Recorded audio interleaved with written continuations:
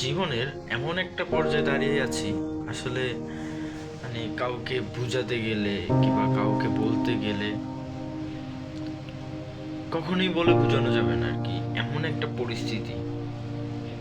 পরিস্থিতিতে আসছি। আপনি দেখেন, কাকে বিশ্বাস করতাম বলেন ভাই? কিছু সম্পর্ক এমন ভাবে ভাঙে, কিন্তু জীবনে ঝুলিয়ে দিল, জীবনকে আসলে একদম ধূলিসাৎ করে দিল ভাই। আসলে কি সবকিছুরই মনে হয় যেন একটা মেয়াদ থাকে।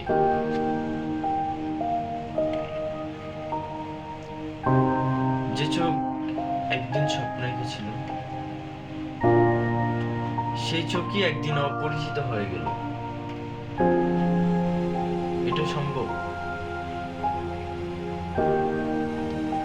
আপনি একটা মানুষকে নিয়ে এতটা স্বপ্ন দেখেন, ওই চোখটা পর্যন্ত অপরিচিত হয়ে যায়।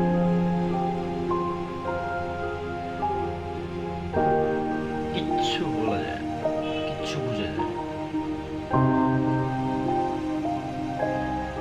যাই হোক, এখন আর হারানোর ভয় নেই কাউকে, কারণ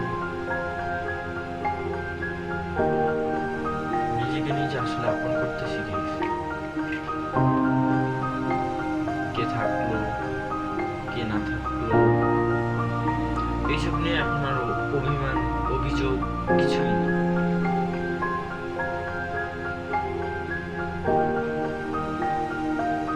রিয়েলিটিটা মানাটা খুব কঠিন।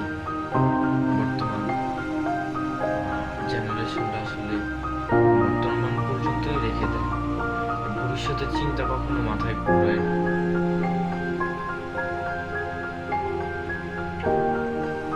যাই হোক, শখের প্রবাস আসছে এত দূরে, অন্তত ফ্যামিলির চিন্তা করে হলেও